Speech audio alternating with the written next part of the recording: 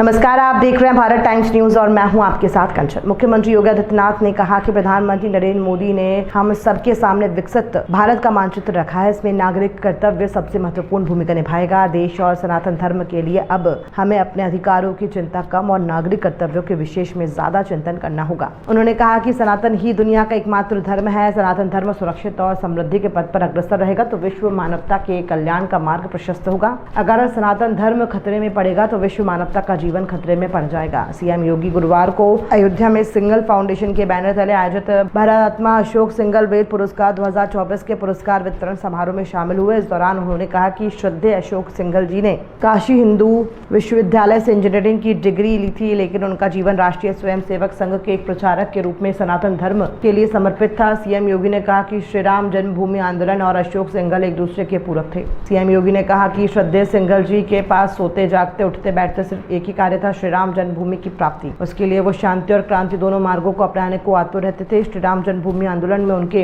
योगदान का प्रतिफल है कि 22 जनवरी 2024 के दिन इस सदी की सबसे उत्कृष्ट घटना घटी। इस दिन प्रधानमंत्री नरेंद्र मोदी के कर कमलों से भव्य मंदिर में प्रभु श्री राम लला विराजमान हुए। साधना जब सच्ची होती है तो परिणाम प्राप्त होता ही है। उन्होंने कहा कि अयोध्या में प्रभु श्री राम लला का विराजमान होना गुलामी के अंशों की समाप्ति है जो अब थमने वाला नहीं है। सीएम योगी ने कहा कि अछूतोद्धार के लिए सिंघल जी के प्रयास अतुलनीय हैं। उनके द्वारा स्थापित वेद विद्यालय और एकल विद्यालय भी श्री राम जन्मभूमि आंदोलन का हिस्सा थे।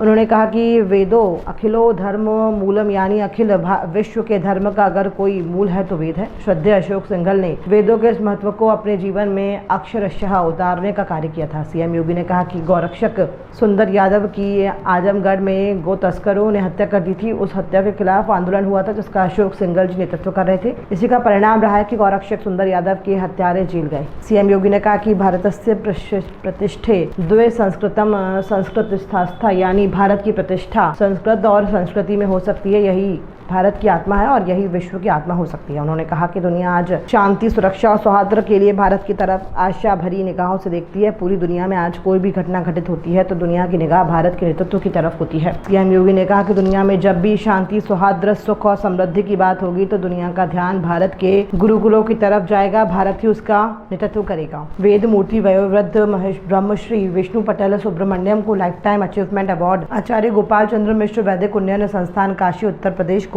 उत्तम वेद विद्यालय के लिए 7 लाख का पुरस्कार, मेडल व प्रमाण पत्र, आदर्श विद्या अध्यापक कुलपति आर चंद्रमौली श्रुति तमिलनाडु को 5 लाख और का पुरस्कार, मेडल और प्रमाण पत्र, उत्कृष्ट वेद विद्यार्थी नारायण लाल शर्मा राजस्थान को 3 लाख का पुरस्कार, मेडल व प्रमाण पत्र प्रदान किया गया।